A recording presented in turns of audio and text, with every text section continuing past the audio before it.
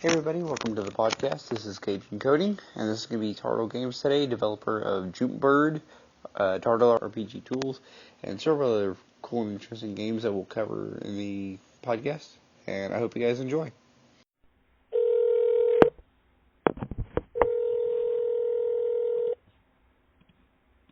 Hello? Hey. Hi. Audio is a go, dude. Okay. Cool.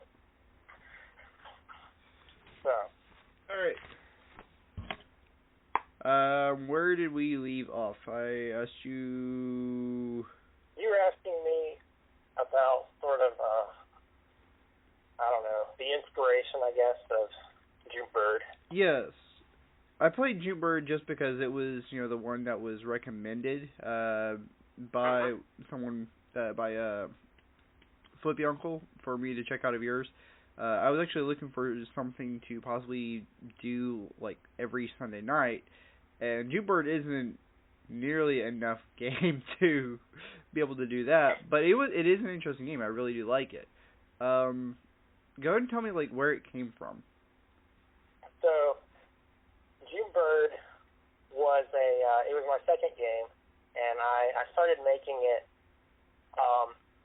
partly to have a shorter, more casual phone game. Hold on, my wife is freaking out because there's a cockroach or something. Hold on 1 second. She's making me feel a bug. Alright, sorry for that interruption.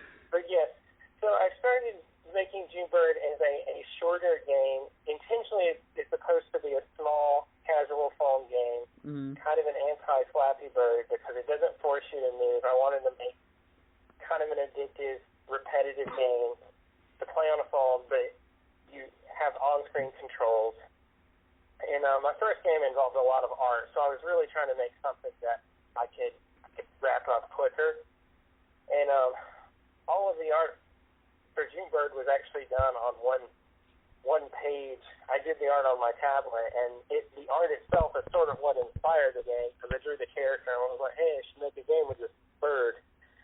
Mm-hmm. And that's pretty much what happened. And so I pretty much made the game Junebird in probably about 2 weeks. Wow. And so it really didn't take very long to make. I mean, it's a very minimalist game. It is. And but I do think it was. I did get very addicted to it. As I was making it, I played it a lot, and then almost immediately I started swapping out the graphics and adding new features and making a new game based on Junebird called Junepworld, which I later unpublished because it really wasn't. It was an inferior game, I felt, but it used more traditional sprite art, and it had unlockable characters that you could unlock by picking up sunglasses in the game. But it basically never got any downloads, so I eventually unpublished it because I didn't want to support it with updates. Mm-hmm. And then later on, I started making a game called Raspberry Jump, which took longer, I think, than any of my other games to make, even though it was based off a lot of the original code for Junebird, and had a lot of reused components. But the part that took the most time to make with Raspberry Jump was that, unlike Junebird and Junepworld and Infinity Swap that I made later, they had another gameplay mode, which instead of just this endless mode where you hop on the blocks, it had puzzle levels, and each set of puzzle levels had a different theme, and the goal was to get to the flag at the end, and you kind of had to move blocks around. You had to jump on buttons and do things like that to reach the end of the level. And so it took a lot of time to build all of those levels. And just as far as that was the first game that I had made that had in-app purchases. Mm-hmm. And so I tried to do in-app purchases so that you got a few of the sets of puzzle levels for free. And then if you liked the game, you could purchase more. That sounds pretty fair. Yeah, well, it was the first time I tried it, and probably the only time I tried it. I'm not a fan of in-app purchases. I've never really liked them myself. Yeah. But everyone was like, that's what you got to do if you want to make money. But in my experience, I made no money. The only person that bought me in-app purchases was my friend Nate.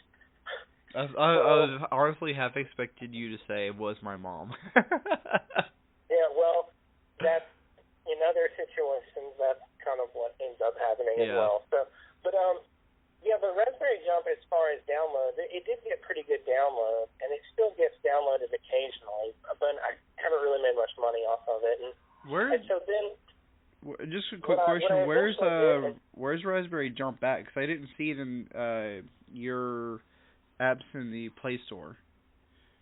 It should be on there. Huh. Make sure that you look Raspberry with a P. A lot of people forget the P. Actually, what I did was I Tartle Games page. It's on. I have it on Google Play, itch.io, and also on iTunes. I'm actually looking at your page on Google Play right now as a developer, and it's got the featured one is Turtle RPG, which I've tried out a little bit. I haven't had a whole lot of use for yet. It's got Penguins on Ice, Birthday Balloons, I'm Right, You're Wrong, Infinity Sloth, Jute Bird, and Cubezoid. Oh, hold on, all apps. Oh, hold on, it says more. Okay, there's Raspberry Jump. Oh, okay. Yeah. Deep Sea Fish Kebab? Yeah, that was my first one. Your standard side-scrolling space shooter, except instead of a spaceship and asteroids and space UFOs, you are a scuba diver and you go fish. Wow. So. Yeah, that looks pretty interesting. But yeah, and then with June Bird, it got remade like 4 times. And the last one I made, I swore that it was going to be the last time that I took that project and I remade it into something new. And the last time I remade it into Infinity Sloth using voxel characters. And it has unlockable characters similar to the Juke World, which was a complete failure. And the main reason I made it was actually a pretty easy project to make because it was a mishmash of parts from not just Juke Bird and Raspberry Jump, but some of my other games as well. And one of the reasons I made it was just because my game, Penguins on Ice, which is like a bowling game with 3D voxel characters. Yeah, I tried it. Some downloads, and so I was like, this is what people want. They want this voxel art. And so I was like, if I apply that to my Jute Bird style game, which I think is kind of an addictive game, people might actually download it and share it. And so that was the goal. And it's gotten some downloads, but just not that many. I was seeing 16 downloads. Yeah. On which one? Infinity Sloth. I laugh because... If you're on Android, my downloads on Google Play are just crap. Yeah. I'm laughing because as bad as that sounds, that's still more than, my game has gotten, which is 4. So...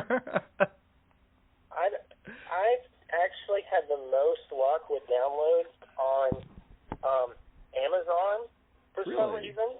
Really? That's interesting. Yes.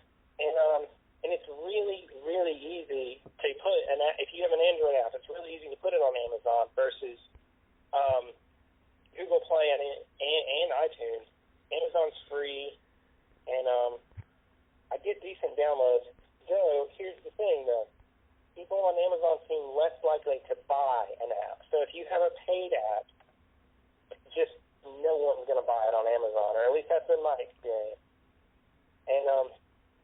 And then on iTunes, with certain apps, I get okay downloads. It's strange because, I get all these stats from the stores, and I track them every day on how many people are viewing my apps and how many people are downloading them.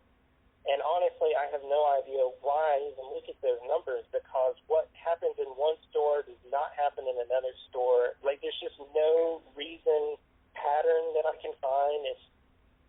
I don't even really know how to use that information to my benefit. So. Yeah, I've heard that for literally years now, since because I used to sell retail electronics, and we did cell phones and iPods and stuff, and pretty much since Amazon and Google Play and iOS App Store started going head to head.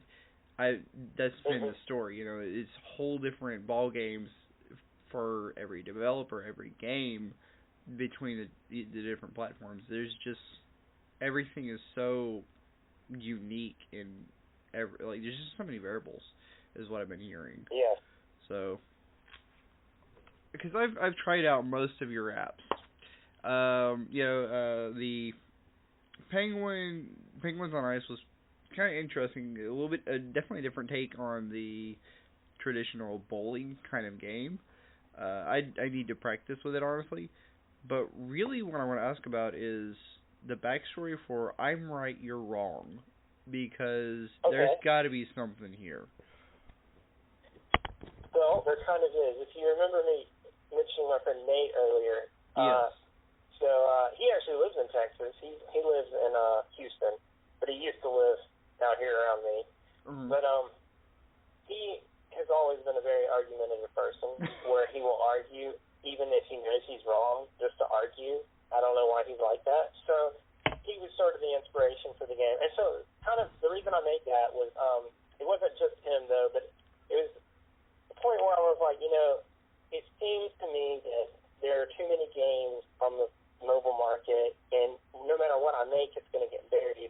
And maybe what I should focus on are apps that what I was trying to do was think of ways to apply making games to things that were not necessarily games. And so I'm Right, You're Wrong. What it is an app where you can just track. Basically, it's a scoreboard versus anytime you get into any kind of fact debate with a friend, you can, instead of just looking up the answer on your phone and that being that, you basically enter your friend's name, and it keeps score of your friend versus you. And so it only applies to a certain type of person that would really enjoy that. But that was the whole idea. It was just trying to think of ideas that weren't games that you could kind of introduce a sort of gameplay element to it. And it was a very, very easy app to make because it's, that's it. I mean, it's such a simple app. And the idea of applying, like, making something that's not a game into a game, I think it's a pretty good idea as far as if you sort of brainstorm about it. It helps kind of come up with some ideas of things that maybe haven't been done. So. Yeah. Of all the games and apps that I've already tested out from you, this is one that I am hands down going to keep on my phone, just for the bragging rights documentation. It sounds honestly a lot like the backstory for how the Guinness Book of World Records came about. People were trying to decide things in the pub, and we don't have enough way to keep track of it. This is a way to keep track of it. So, if whoever's watching this video later, get this app. You will want this, I promise. It is simple to use, brilliant, and you're going to keep it. If you've got any friends that you debate with on anything, this is an app you will use, I promise. Yeah, I was using it for a while on my tablet, and then it got to the point where I only had like one win, and I was wrong like 10 times. I was like, all right, I'm uninstalling it. So, the hubris. My own app worked against me. Let me guess, your wife? Yeah, it was. The bad thing about that app, too, is once you have it, you're going to want to argue things that normally you would not argue. Just like really stupid crap that no one cares about. And you're like, we need to use this app right now and turn this into competition. And, that's just asking for trouble because, you're keeping score against yourself at that point. So. Have a little bit of humility in using it is the lesson. Yeah. Okay, so the other one I do want to ask about is